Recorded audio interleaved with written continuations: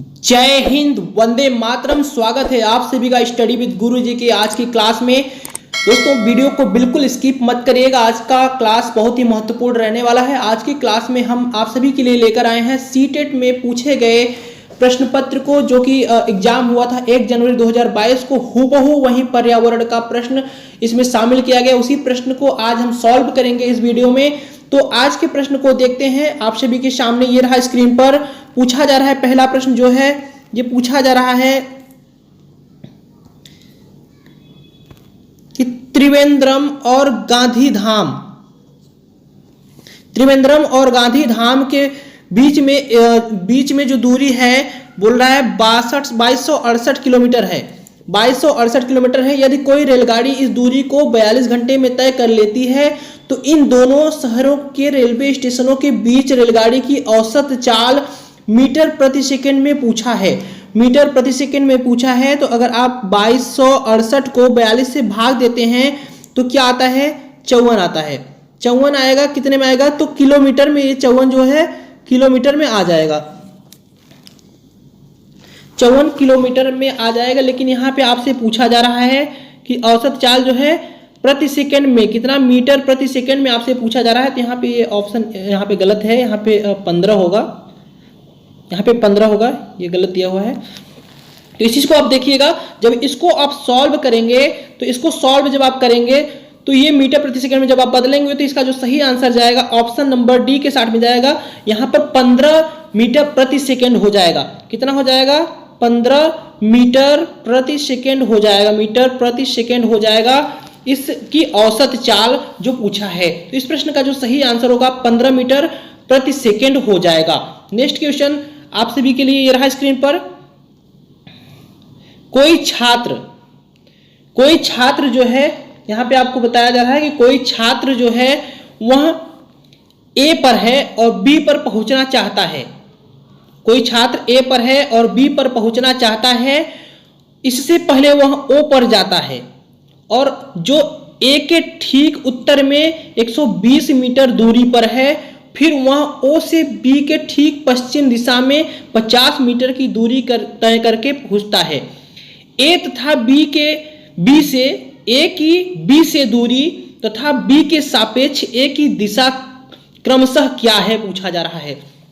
तो इस प्रश्न को जब आप सॉल्व करेंगे, जब इस प्रश्न को सॉल्व करेंगे तो इसका सही आंसर जो आएगा वो आएगा दूसरे के साथ में 130 मीटर दक्षिण पूर्व, इसका सही आंसर हो जाएगा।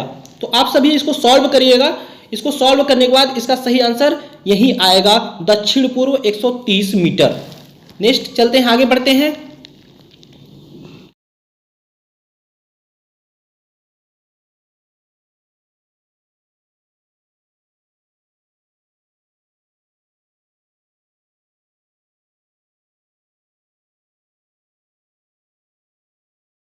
आगे बढ़ते हैं। जब किसी कपड़े, आप ध्यान दीजिएगा, जब किसी कपड़े पर दूध को उड़ेलते हैं मलाई उस पर ही रह जाता है, पृथक्करण की यह प्रक्रिया कहलाती है। तो पृथक्करण की यह जो प्रक्रिया कहलाती है निष्पंदन, इसको कहते हैं। निष्पंदन कहलाती है, जिसको अंग्रेजी में फिल्ट्रेशन भी कहते हैं। अगला प्रश्न ये रहा आप सभी के सामने।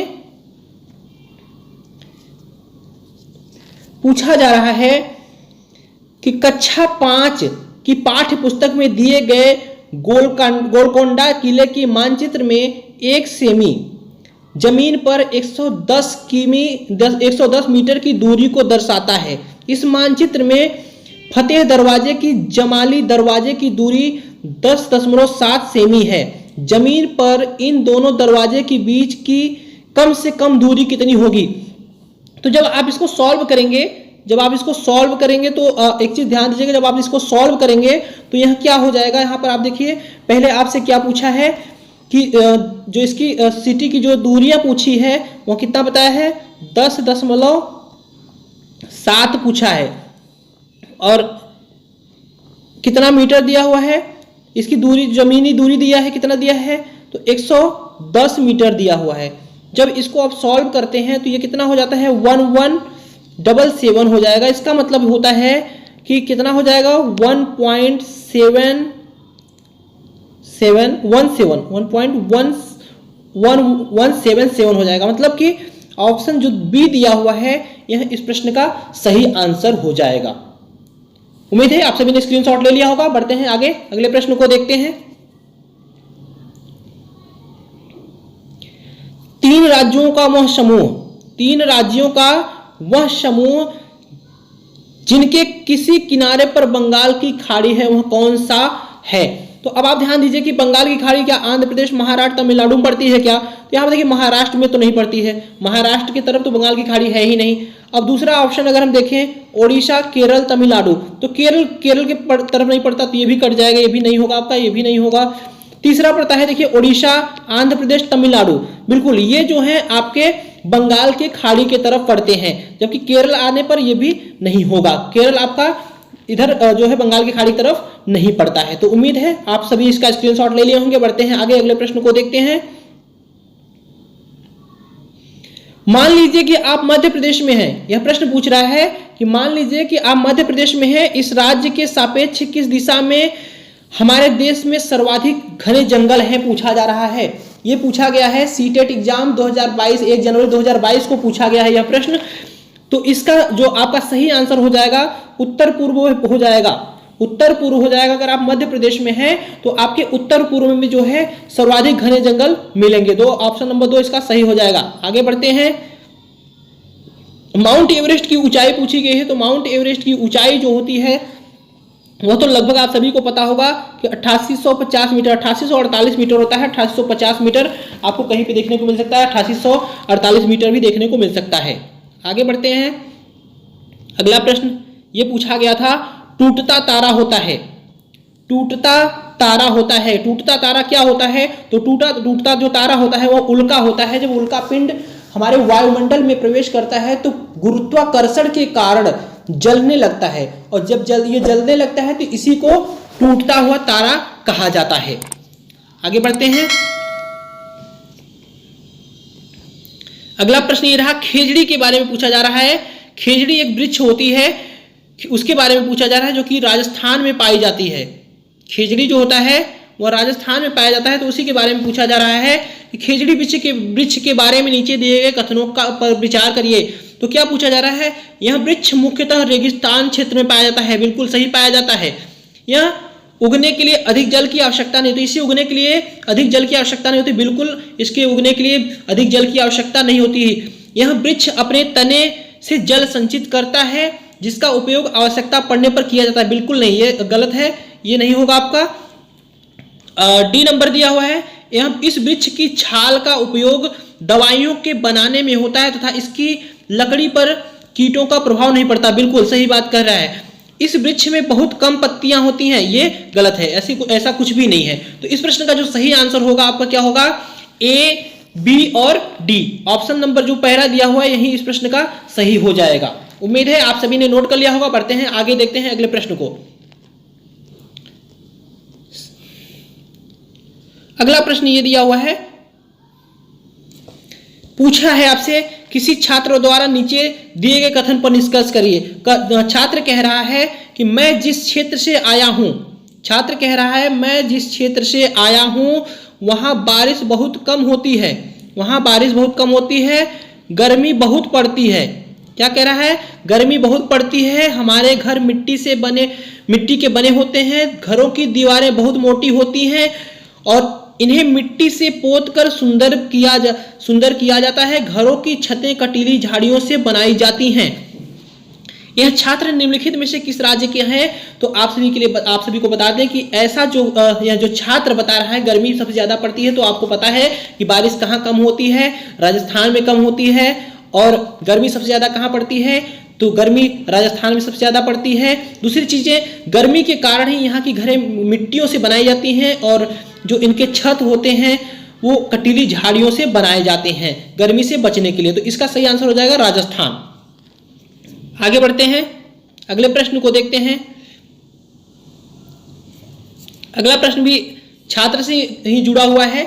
तो इसमें पूछा जा रहा है, छात्र क्या कह रहा है कि मैं जिस जगह से आया हूँ वहाँ के अधिकतर लोग सरसों के तेल से बनी पकी मछली खाना पसंद करते हैं। तो पूछा जा रहा है कि छात्र कहाँ का है, तो छात्र कहाँ का है, तो वो छात्र है कश्मीर का, जहां पर सरसों के तेल में बनी पकी मछली खाना पसंद करते हैं। अगला प्रश्न देखते हैं। सुमेलित करने की बात की गई है यहाँ पे, तो यहाँ पे देखिए सुमेलित करने की बात की, कोई वयस्क हाथी एक दिन में दो क्विंटल अर्थात 200 केजी से अधिक हरे पत्तियां झाड़ियां खा जाती है। नहीं, बिल्कुल ऐसा कुछ भी नहीं है। 1 कुंटल की अगर बात की गई होती है 100 केजी की, तो 100 केजी जो होता है वो खा जाती हैं एक दिन में। अत्यधिक भारी होने के कारण ज्यादा आराम करना पसंद करते हैं, ऐसा कुछ भी नहीं है। यहाँ तक कि 3 महीने की आयु के हाथी के बच्चे का भार सामान्यतः 200 केजी का होता है। बिल्कुल, जो 3 महीने के हाथी के बच्चे होते हैं उनका वजन जो होता है कितना हो जाता है, 200 केजी हो जाता है। तो इस प्रश्न का जो सही आंसर होगा ऑप्शन नंबर 3 के साथ में जाएगा। अगला प्रश्न देखते हैं, ये रहा स्क्रीन पर। एक समूह को चुनने की बात की गई है। इसमें पूछा जा रहा है कि पुनः प्रयोग किया जा सकता है, पुनः चक्रण के पश्चात इसका प्रयोग किया जाता है। तो आप सभी इस चीज को ध्यान दीजिएगा कि पॉलीथीन का प्रयोग तो कर सकते हैं, लेकिन कागज का प्रयोग हम नहीं कर सकते हैं दोबारा, क्योंकि कागज नष्ट किया जा सकता है, बायोडिग्रेडेबल है, जो कि जैव निम्नीकरण जीवों द्वारा समाप्त किया जा सकता है। तो ये प्रश्न तो होगा नहीं। दूसरा पूछा जाए चादरें। अब चादरें देखिए, चादरें जो हो गया, समाचार पत्र हो गया, ये दोनों, तो ये भी दोनों बायोडिग्रेडेबल होती हैं, इनका पुनः चक्रण करके पुनः चक्रण नहीं किया जा सकता है। तीसरे की बात करें, लोहे की कील का कर सकते हैं, कांच की बोतल का पुनः चक्रण हो सकता है, स्टील मग का, इसका भी। तो इसका जो सही आंसर होगा इसी के साथ में जाएगा, इसको पुनः चक्रण के पश्चात प्रयोग किया जा सकता है। लेकिन आप चमड़े का बैग है तो ये भी नष्ट हो सकता है, लकड़ी को भी नष्ट किया जा सकता है। ये दोनों को, इसको नहीं नष्ट किया, लेकिन इसको नष्ट किया जा सकता है अगर ये लकड़ी का है या फिर कपड़े का है तो इसका सही आंसर जो जाएगा 3 नंबर के साथ में जाएगा। आगे बढ़ते हैं।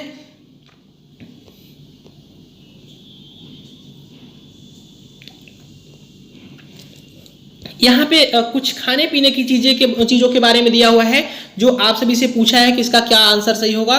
तो यहाँ पर देखिए, छोले भटूरे की अगर हम बात करें तो छोला भटूरा सबसे ज्यादा कहाँ पर प्रसिद्ध है, तो छोला भटूरा जो सबसे ज्यादा प्रसिद्ध है, पहला नंबर जो जाएगा उसका सही जो आंसर हो जाएगा वह आएगा पंजाब के साथ में। पंजाब जो होगा पहले के साथ में जाएगा। दूसरा जो है नारियल डली करी के साथ उबला टैपियोका, वो कहाँ पर होता है, तो ये केरल में होता है, ये सही है, इसका सही दिया हुआ है। तीसरे की अगर बात करें, सरसों के तेल से में बनी पकी मछली, तो अभी हमने आपको बताया कश्मीर, तो कश्मीर के साथ में हो जाएगा। और नारियल के तेल में बनी पकी मछली, नारियल के तेल में अगर बात करें तो वो गोवा के साथ में चला जाएगा।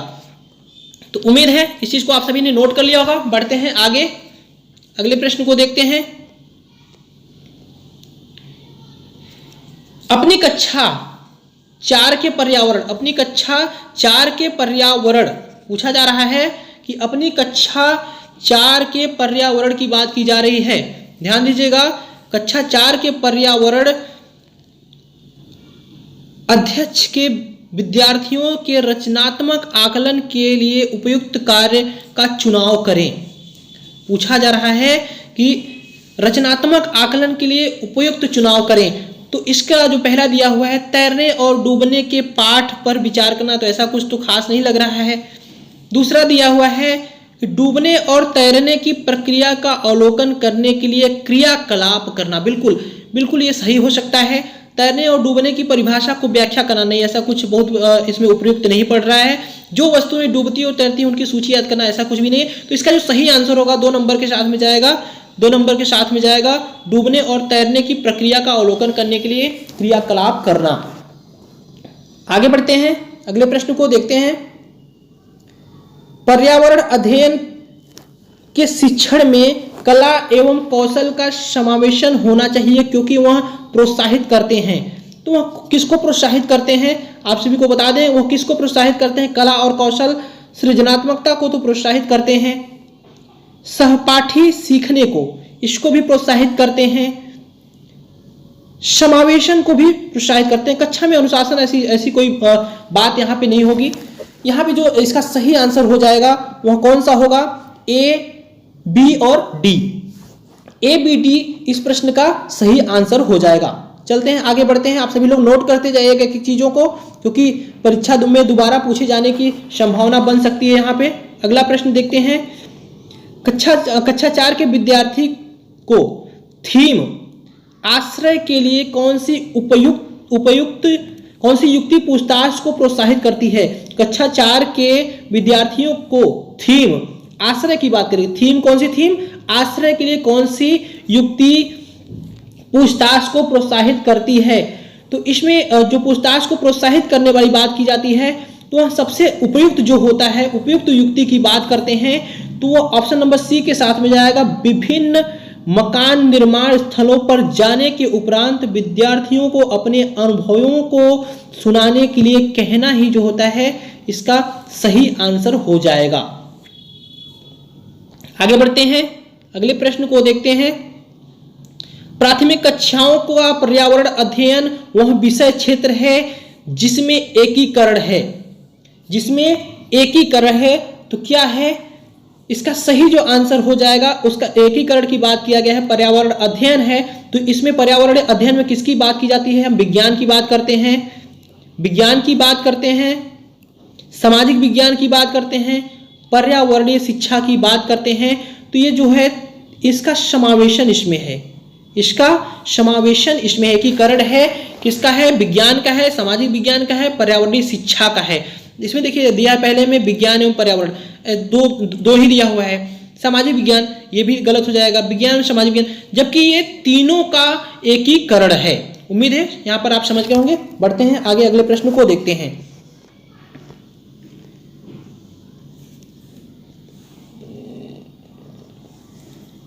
निम्न में से प्राथमिक स्तर के पर्यावरण अध्ययन का क्या उद्देश्य है?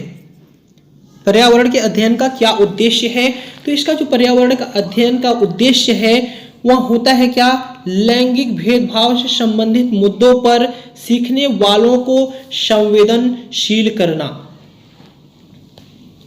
जो प्राथमिक स्तर के पर्यावरण अध्ययन का उद्देश्य है वह ऑप्शन नंबर 1 के साथ में जाएगा। आगे बढ़ते हैं, अगले प्रश्न को देखते हैं। यह प्रश्न आप सभी के सामने ही रहा।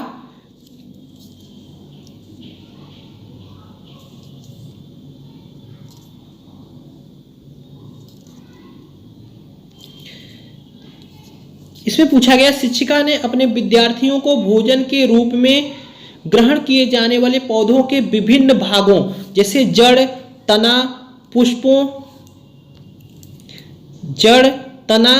पुष्पों के नाम जानने के लिए अपने परिवार के सदस्यों से परामर्श करने के लिए कहा। इस क्रियाकलाप की अभिकल्पना की गई है। तो क्या हो जाता है? इस क्रियाकलाप को करने से जो होता है क्या होता है? अनुभवात्मक सीखने को प्रोत्साहित करने के लिए ऐसा किया जाता है। अनुभव द्वारा सीखने को प्रोत्साहित करने के लिए ऐसा किया जाता है। जब अपने परिवार के सदस्यों से परामर्श लेंगे बच्चे तो उनके बारे में उनको अनुभव होगा, तो अनुभव द्वारा सीखने को प्रोत्साहित करने के लिए ऐसा किया जाता है। ऑप्शन नंबर ए इस प्रश्न का सही हो जाएगा। अगला प्रश्न, दृष्टिबाधित विद्यार्थियों को पर्यावरण अध्ययन पढ़ाने के लिए निम्न में से कौन सी युक्ति सर्वाधिक होती है? तो कक्षा में मिश्रित सहपाठी समूह बनाएं, यही इस प्रश्न का सही आंसर हो जाएगा। इसका जो सही आंसर हो जाएगा,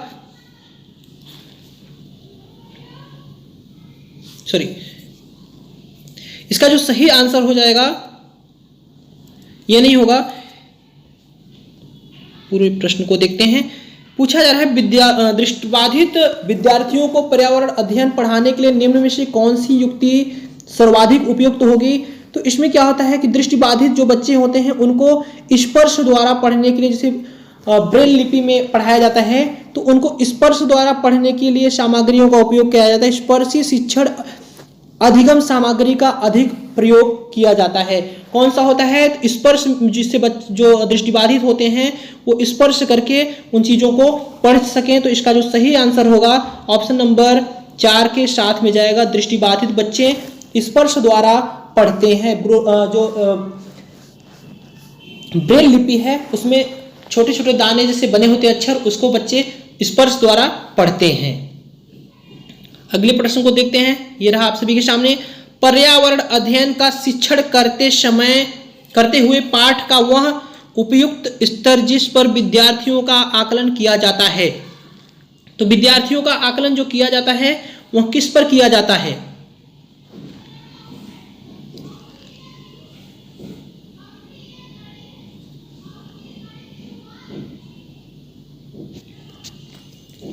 तो वो जो आकलन किया जाता है विद्यार्थियों का पर्यावरण अध्ययन का शिक्षण करते हुए पाठ का वह उपयुक्त स्तर जिस पर विद्यार्थियों का आकलन किया जाता है, तो आकलन किया जाता है शिक्षण अधिगम के दौरान।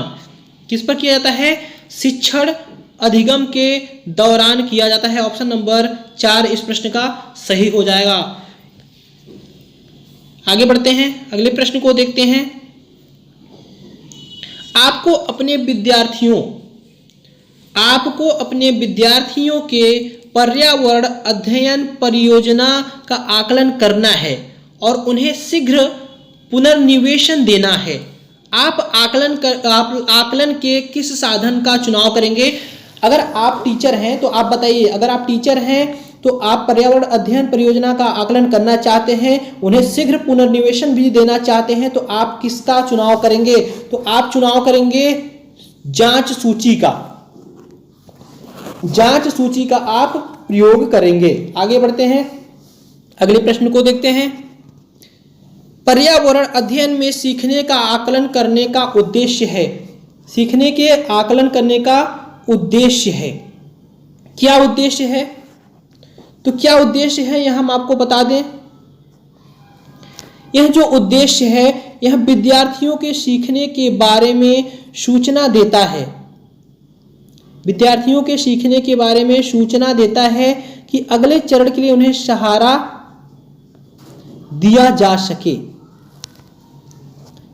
क्या देता है? सीखने का आकलन का उद्देश्य क्या है? तो उद्देश्य यह है ऑप्शन नंबर 4 के साथ में कि यह विद्यार्थियों के सीखने के बारे में सूचना देता है जिससे अगले चरण के लिए उन्हें सहारा दिया जा सके। अगले प्रश्न को देखते हैं। शिक्षा नीति 2020 के अनुसार प्राथमिक कक्षा 1 से 5 के लिए निम्न में से क्या स्तर होगा? शिक्षा नीति की बात की गई है। शिक्षा नीति की बात की गई है कि 2020 के अनुसार प्राथमिक कक्षाओं में जो उपयुक्त स्तर होगा क्या होगा? तो उपयुक्त स्तर की बात करें तो उपयुक्त स्तर जो होता है वह होता है आरंभिक स्तर और बुनियादी स्तर की बात की गई है। और स्तर की बात करें तो आरंभिक स्तर और बुनियादी स्तर की बात की गई है। ऑप्शन नंबर 3 इस प्रश्न का सही हो जाएगा, ए और सी। आगे बढ़ते हैं, अगले प्रश्न को देखते हैं। प्राथमिक स्तर पर निम्न में से क्या प्रक्रिया कौशल नहीं है?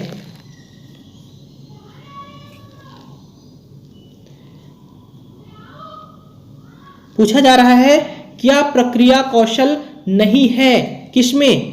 प्राथमिक स्तर में। तो प्राथमिक स्तर में अगर प्रक्रिया कौशल की बात करें तो मानचित्रण करना यह भी प्रक्रिया कौशल है, और क्रियाशील परिवर्तनों को परिभाषित करना यह भी क्या है? एक प्रक्रिया कौशल है। परिकल्पना की जांच करना भी क्या है? यह भी प्रक्रिया कौशल। लेकिन तथ्यों का अनुस्मरण करना, तथ्यों को फिर से याद करना, यह प्रक्रिया कौशल नहीं है। ऑप्शन 4 इसका सही हो जाएगा। आगे बढ़ते हैं, अगले प्रश्न को देखते हैं। आज के इस वीडियो का 28वां प्रश्न, थीम की बात किया गया है। कौन सा थीम? परिवार एवं मित्र। परिवार एवं मित्र थीम में कौन सा उप थीम है? यहां पर दिया है कि निम्न में से कौन सा उप थीम है परिवार तथा मित्र से। तो परिवार तथा मित्र से जो उप थीम होता है वह कौन सा होता है? कार्य और खेल होता है। जब भी आपसे पूछे कि परिवार तथा मित्र का उप थीम कौन सा है निम्न में से, तो कार्य और खेल हो जाता है, वर्क एंड प्ले हो जाता है। आगे बढ़ते हैं, अगले प्रश्न को देखते हैं। निम्न में से कौन सा एक अपसारी प्रश्न है जो पर्यावरण अध्ययन की शिक्षिका अपनी कक्षाओं की सृजनात्मक क्षमता को प्रोत्साहित करने के लिए पूछेगी? तो इस प्रश्न का जो सही आंसर हो जाएगा इसमें पूछा जा रहा है किस चीज का? पर्यावरण अध्ययन की शिक्षिका छात्राओं की सृजनात्मक क्षमता को प्रोत्साहित करने के लिए पूछेगी।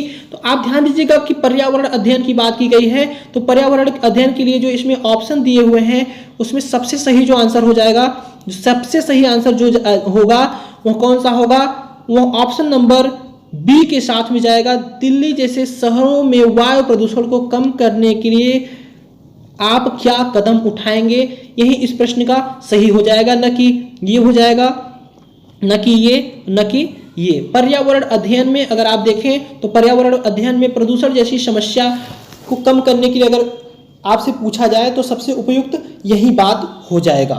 आगे बढ़ते हैं, इस वीडियो के आखिरी प्रश्न को देखते हैं, जो कि 1 जनवरी 2022 को सीटेट में पूछा गया था। क्या पूछा गया था? विद्यार्थियों द्वारा पर्यावरण अध्ययन के सीखने का गत्यात्मक, समग्र तथा अनुभवात्मक प्रकृति का उत्तम आकलन किया जा सकता है। कैसे किया जा सकता है? तो उसका जो अनुभवात्मक आकलन किया जाता है विश्वसनीय आकलन युक्तियों द्वारा किया जा सकता है। विश्वसनीय आकलन युक्तियों द्वारा किया जा सकता है। इसका जो सही आंसर हो जाएगा ऑप्शन नंबर 3 के साथ में जाएगा, विश्वसनीय आकलन युक्तियों द्वारा किया जा सकता है। आप एक बार प्रश्न को सबसे फिर से देख लीजिए, इस प्रश्न का सही आंसर हो जाएगा ऑप्शन नंबर 3। तो दोस्तों आज की क्लास को बस यहीं पर रोकेंगे। वीडियो अगर आप सभी को पसंद आए तो वीडियो को लाइक कर लीजिएगा और दोस्तों के साथ शेयर जरूर करिएगा, जिससे उनकी भी तैयारियां अच्छे से हो सके।